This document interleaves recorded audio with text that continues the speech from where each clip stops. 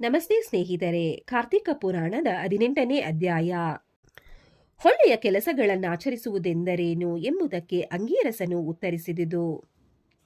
ಅಂಗೀರಸನ ಮಾತುಗಳನ್ನು ಕೇಳಿದ ವಿಕ್ರಮನು, ಮಹರ್ಷಿಗಳೇ, ಕೃತಾರ್ಥನಾದೆನು. ನಿಮ್ಮ ದರ್ಶನದಿಂದ ಪುನೀತನಾದೆನು. ತಾವು ನನಗೆ ಜ್ಞಾನಬೋಧನೆಯನ್ನು ಮಾಡಿದಿರಿ. ಆದುದರಿಂದ ನಾನು ನಿಮ್ಮ ಶಿಷ್ಯನಾದೆ. ನೀವೇ ನನ್ನ ಗುರುಗಳು. ನಾನಂತೂ ಒಣಮರವಾಗಿದ್ದೆ. ಕಾರ್ತಿಕ ಪುರಾಣದ ಮಹಿಮೆಯಿಂದಲೋ ಏನೋ ನಾನು ಮನುಷ್ಯನಾದೆ. ನಾನು ಭಾಗ್ಯಶಾಲಿ. ತಾವು ಒಳ್ಳೆಯ ಕಾರ್ಯಗಳನ್ನಾಚರಿಸುತ್ತಾ ಆತ್ಮಶುದ್ಧಿ ಮಾಡಿಕೊಂಡು ಮುಕ್ತಿ ಪಥದಲ್ಲಿ ಸಾಗಬೇಕೆಂದಿರಿ. ನನ್ನಂತಹ ಪಥಾಕಿಗೆ ಇವೆಲ್ಲ ತಿಳಿಯುವುದಿಲ್ಲ. ದಯವಿಟ್ಟು ಮಾನವರಾದವರು ಎಂಥ ಕರ್ಮಗಳನ್ನು ಆಚರಿಸಬೇಕು, ಇದರಿಂದ ಸಿಗುವ ಫಲವೇನು ಎಂಬುದನ್ನು ತಿಳಿಸಿ ಉಪಕಾರ ಮಾಡಿರಿ. ಕರ್ಮವೆಂದರೆ ಏನು? ಒಳ್ಳೆಯ ಕರ್ಮಗಳನ್ನು ಆಚರಿಸುವುದರ ಮಹಿಮೆ ಏನು ತಿಳಿಸಿರಿ. ಇವೆಲ್ಲದರಿಂದ ನಾನು ಮುಕ್ತಿ ಪಡೆಯುವ ಮಾರ್ಗ ಹೇಗೆ ಎಂಬುದನ್ನು ದಯವಿಟ್ಟು ತಿಳಿಸುವರಾಗಿ ಎಂದು ಪ್ರಾರ್ಥಿಸಿದನು. ಅಂಗೀರಸನು ಉತ್ತರಿಸುತ್ತಾ, ಅಯ್ಯ ವಿಕ್ರಮ, ನೀನು ಕೇಳಿದುದು ಸಮಂಜಸವಾಗಿದೆ.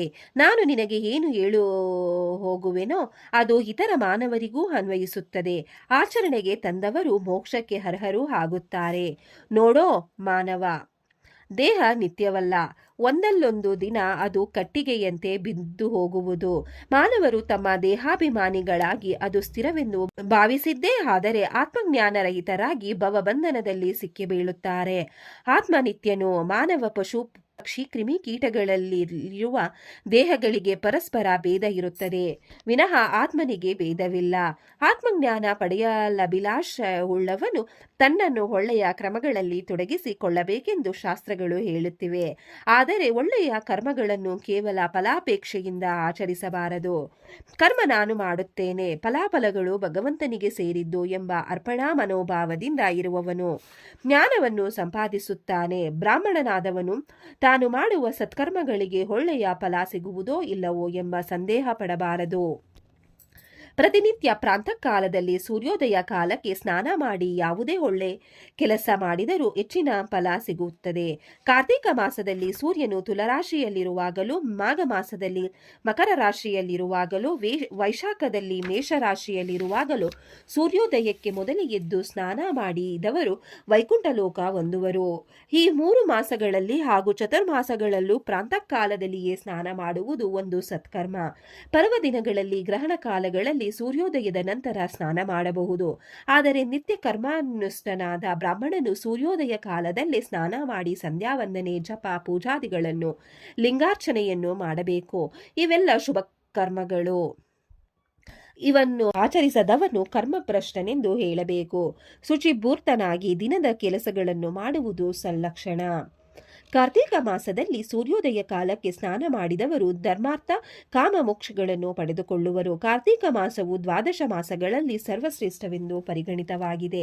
ಗಂಗಾ ನದಿ ಸ್ನಾನವಂತೂ ಮಹಾಫಲಗಳನ್ನು ಕೊಡುವಂತದ್ದಾಗಿದೆ.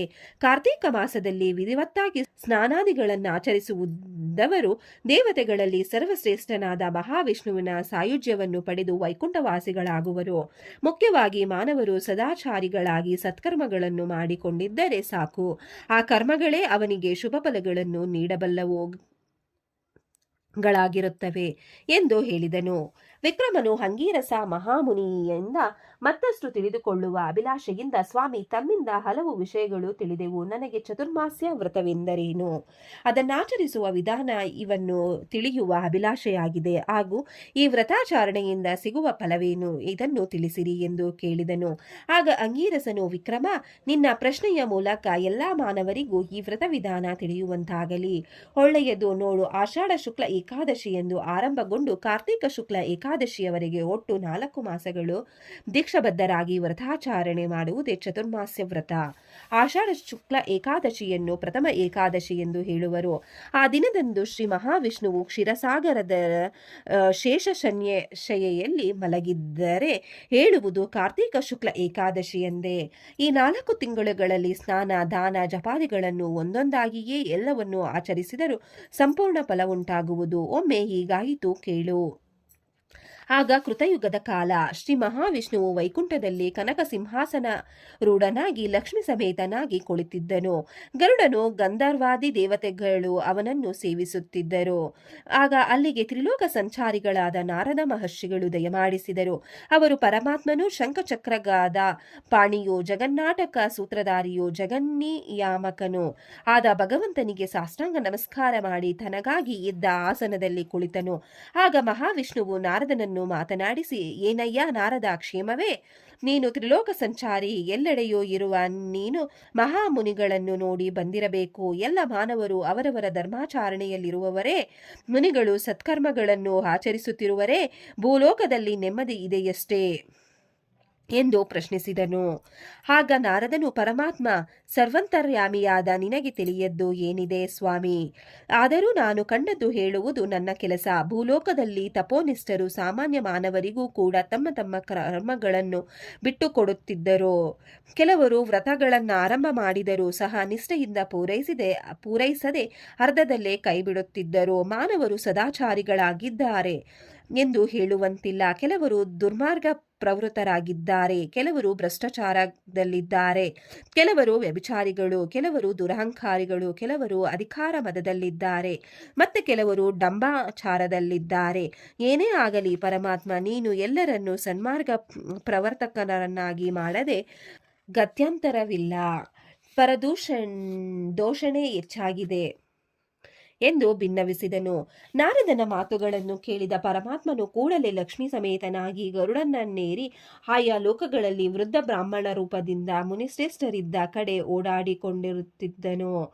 ಸರ್ವದೇವರ ದೇವನಾದ ಮಹಾವಿಷ್ಣುವು ಮುನಿಗಳ ನಡುವೆಯೇ ಓಡಾಡಿಕೊಂಡಿರುವಾಗಲೂ ಪುಣ್ಯಕ್ಷೇತ್ರ ಪುಣ್ಯವನಗಳಲ್ಲಿ ವಿಹರಿಸುತ್ತಿರಲು ಕೆಲವರು ವೃದ್ಧ ಬ್ರಾಹ್ಮಣ ರೂಪದಲ್ಲಿ ಶ್ರೀಹರಿಯನ್ನು ಮಹಿಮೆನೆಂದು ಪೂಜಿಸತೊಡಗಿದರು. ಕೆಲವರು ನಿರ್ಲಕ್ಷಿಸಿ ಕಾಲಹರಣ ಮಾಡುತ್ತಿದ್ದರು. ಕೆಲವರು ಅತಿ ಕಾಮಿಗಳಾಗಿದ್ದರು. ಕೆಲವರು ಆ ಮಹಾಮಹಿಮೆಯನ್ನು ಯಾರೆಂದು ಯೋಚಿಸಲು ಮನಸ್ಸು ಮಾಡಲಿಲ್ಲ. ಕೆಲವರು ಏಕಾದಶಿ ವ್ರತವನ್ನು ಬಿಟ್ಟಿದ್ದರು. ಕೆಲವರು ಕುಲಾಚಾರಗಳನ್ನೇ ಬಿಟ್ಟಿದ್ದರು. ಶ್ರೀಹರಿಯು ವೃದ್ಧ ಬ್ರಾಹ್ಮಣ ರೂಪದಿಂದ ಎಲ್ಲರನ್ನೂ ವೀಕ್ಷಿಸಿ ಕಡೆಗೆ ಆ ರೂಪವನ್ನು ತ್ಯಜಿಸಿ ಶಂಖಚಕ್ರ ಗದಾಪಾಣಿಯಾಗಿ ನಿಜ ರೂಪದಲ್ಲೇ ಋಷಿ ಪುಂಗವರಿದ್ದ ಪವಿತ್ರ ವನವಾದ ನೈಮಿಷಾರಣ್ಯಕ್ಕೆ ಬಂದನು. ಮುನಿಪುಂಗವರು ತಮ್ಮ ಬಾಂಧವರು, ಪುತ್ರರು, ಪತ್ನಿಯರೊಡನೆ ಪಿತಾಂಬರಧಾರಿಯು ಅಖಿಲಾಂಡ ಕೋಟಿ ಬ್ರಹ್ಮಾಂಡ ನಾಯಕನು, ಸಚ್ಚಿದಾನಂದ ಸ್ವರೂಪನು, ಪರಮಾತ್ಮನು, ತೇಜೋರೂಪನು ಆದ ಭಗವಂತ ಶ್ರೀಮನ್ನಾರಾಯಣನನ್ನು ದರ್ಶನ ಮಾಡಿ ಎಲ್ಲರೂ ಸಾಷ್ಟಾಂಗ ನಮಸ್ಕಾರ ಮಾಡಿದರು. ಎಲ್ಲರಿಗೂ ಆನಂದವೋ ಆನಂದ. ತಮ್ಮ ಭಾಗ್ಯ ವಿಶೇಷವಿಂದೆಂದು ಬಗೆದು ಆ ಪರಮಾತ್ಮನನ್ನು ಭಕ್ತಿಯಿಂದ ಸ್ತೋತ್ರಗಳ ಮೂಲಕ ಸ್ತುತಿಸಿದರು. ಮುನಿಪುಂಗವರ ನಾರಾಯಣ ನಾಮ ಸ್ಮರಣೆ ಮುಗಿಲು ಮುಟ್ಟಿತ್ತು. ಹೀಗೆ 18ನೇ ಅಧ್ಯಾಯವು ಮುಕ್ತಾಯಗೊಂಡಿತು. ಈ ಅಧ್ಯಾಯವನ್ನು ಕೇಳಿದವರಿಗೂ ಶ್ರವಣ ಮಾಡಿದವರಿಗೂ ಆ ಭಗವಂತ ಒಳ್ಳೆಯದನ್ನು ಮಾಡಲಿ. ಓಂ ನಮಃ ಶಿವಾಯ. ವಿಡಿಯೋ ನೋಡಿಕ್ಕೆ ಎಲ್ಲರಿಗೂ ಧನ್ಯವಾದಗಳು. ನಿಮಗೆ ಈ ವಿಡಿಯೋ ಇಷ್ಟ ಆಗಿದ್ರೆ ಪ್ಲೀಸ್ ಒಂದು ಲೈಕ್ ಮಾಡಿ. ನೆಕ್ಸ್ಟ್ ಇನ್ನು ಜಾಸ್ತಿ ವಿಡಿಯೋ ಹಾಕ್ತೀವಿ. ಹಾಗೆ ನಿಮ್ಮ ಫ್ರೆಂಡ್ಸ್ಗೆ ಶೇರ್ ಮಾಡಿ ಮತ್ತೆ ಸಬ್ಸ್ಕ್ರೈಬ್ ಮಾಡಿ. Thank you very much.